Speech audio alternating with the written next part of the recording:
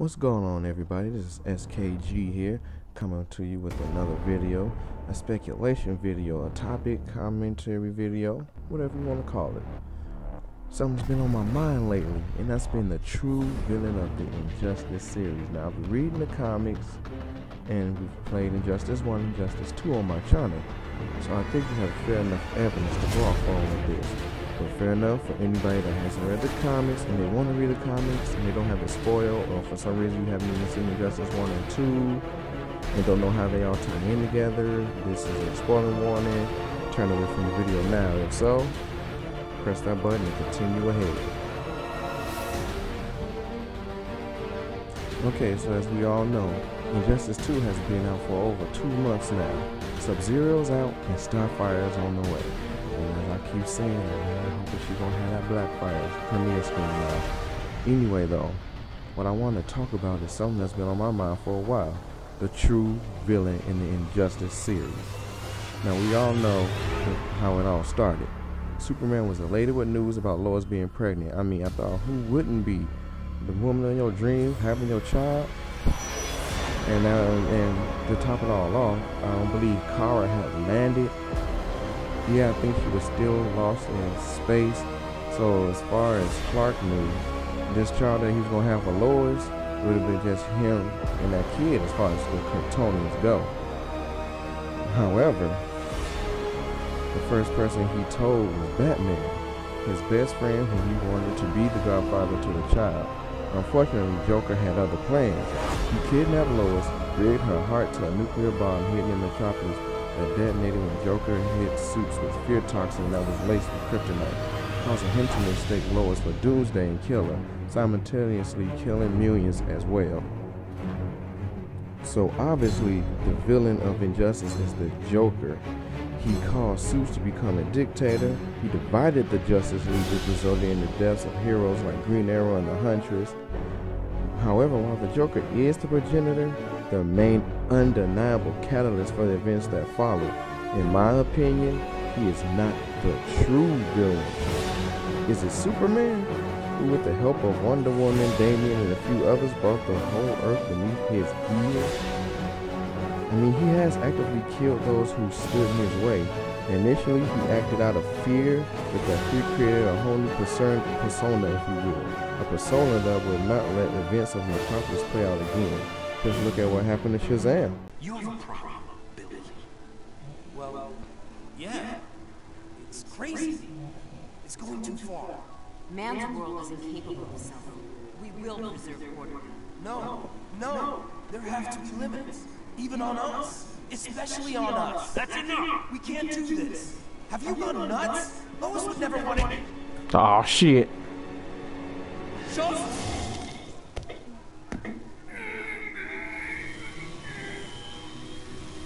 Damn, lobotomy. Finish him. You damn fairy.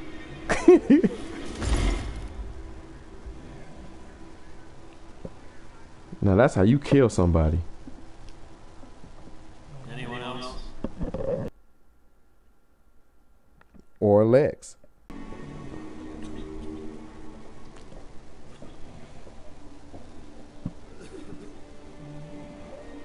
I trusted you. You betrayed me. Betrayed who? Come on, let's think about this, Superman. Your piece is a joke, fool.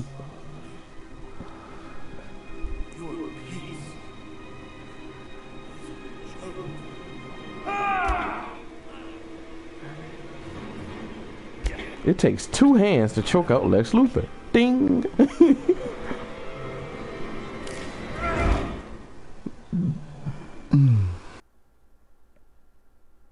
Or Batman. Either make the right choice, Or I'll make it for you.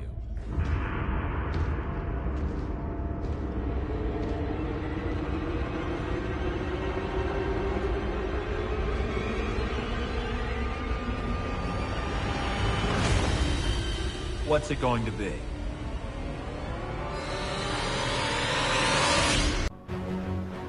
No, there's no denying that Cal has done a complete 180. but even he isn't the true villain of Injustice. So if it isn't Joker or Superman, then who could it be? The true villain of Injustice is none other than Wonder Woman herself. How is it Wonder Woman, you ask? I mean, yeah, she did a 180 like Superman too, but in a sense, when you think about it, I kind of feel like she always been this way, and like this was maybe an underlying layer to her. And quite frankly, in the Injustice series, I think this side of her was a little bit more prominent than any other universe version of Wonder Woman. However, like Batman said, she stoked Superman's worst fears. She corrupted him. Why would Wonder Woman do such a thing? She has always fought for truth and justice. Let's not forget Wonder Woman is an Amazon. Yes, she was taught right from wrong. Yes, she was taught to protect the innocent and those closest to her. However, she was also taught to kill. Killing is in Diana's blood. She dispatches her foes without hesitation, because if she doesn't, the same threat that come back will threaten what she holds dear, to threaten her way of life. When Superman killed Joker, that came as a shock, but there was a reason behind it.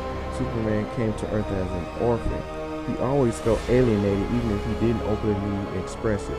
Losing his wife and child, his only family outside Ma and Pa Kent, was too much for the Man of Steel to bear. Seeing this, Wonder Woman took this to her advantage. Using Superman's grief as the catalyst, Wonder Woman would make sure she would never have to spare another devilish soul like the Joker's again.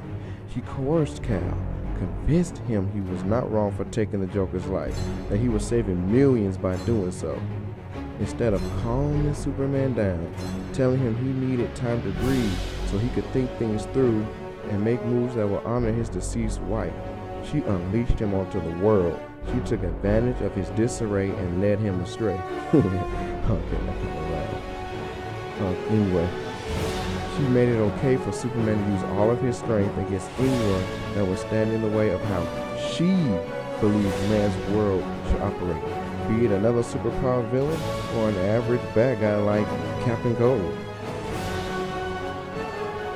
Although Superman did not kill Captain Cold, that's just an example. Anyway, we cannot forget that she is a princess of the Amazons and the daughter of Zeus. So she may always have wanted to consolidate power for herself in some way. I'm guessing being a daughter of Zeus made her kind of little megalomaniac or something in there. I think being the daughter of Zeus has something to play with it too, because as you can see, Zeus took the throne from his dad, Kronos took the throne from his dad, and we have Wonder Woman, as we've seen in Injustice, ruling like she's a queen in her own right over the world. Not just the Amazons, but the world with Superman. Well, I believe she held disdain for man's world and used Superman to finally put the mortals where she felt they belong. I think I can tell y'all still not sure about Wonder Woman manipulating Superman. Okay. I need you to remember when Aquaman attacked the surface world, ignoring Superman's worldwide ceasefire. After the conflict with Atlantis, Wonder Woman and Aquaman have a little chance to talk, where Arthur tells her to put Superman back on the right path, that everyone is used to him being on, the path of righteousness. He also says that the League's actions of late were scaring the public, and in which he tells her to have Superman come seek his counsel so he can learn to lead them properly. If that is what he so wishes to do with humanity, I can understand where he's coming from. Don't become a dictator, that's all he was saying, because it won't turn out well for him. In the end, the people will turn against you. That's what Aquaman had already foresaw. However, what does Diana do? The exact opposite. She states that she believes what Kal is doing is right and for the good of all, or better yet, what she believes is for the good of everyone else. She didn't even give Aquaman's condolences to Superman about Lois passing when he asked. Why? Because if Superman was to stop on the path Wonder Woman was putting him on, all of her hard work would be for nothing. She couldn't have Superman going back to being a Boy Scout again. She needed him to be much more, to fit her vision of him the best that suited her needs. Okay, jumping a little further back in the comic book series, when Superman said he wanted to address the world in front of a bunch of news cameras in the country of Bialia, Diana told him to get cleaned up first, and that she would call for a press conference letting the world know that Kal had a message for them. And it was a message she always wanted him to say since she first met him. That right there lets you know that she saw the potential he had, especially the potential for shaping the world into what she believed was just. She was just biding her time, growing close to him, waiting for a moment where she could direct Superman's path in a more justified light. Okay, fast forwarding a little bit into the comic book series, still around in the Year One issue, right as Aquaman had started his attack, she was on the Watchtower convincing the other League members that Superman's actions were just, that they should believe in what he's doing just like she does. Wonder Woman knew that if she could get them totally to rally behind Kal, then she would have control of the whole League. She would have an army of heroes for her empire, an empire that you can clearly see she rules with Superman, her unwilling puppet, as I want to put it. Now, she says she loves him in the comic series when Ares talked to her, asking like, if he says, would you lay in the bed with him, will you? And and Wonder Woman says clearly that she would. She would be whatever he needs her to be, because she is making him what she needs him to be. So does she love him? Maybe, I don't know. I think she loves him as long as she has some sort of control.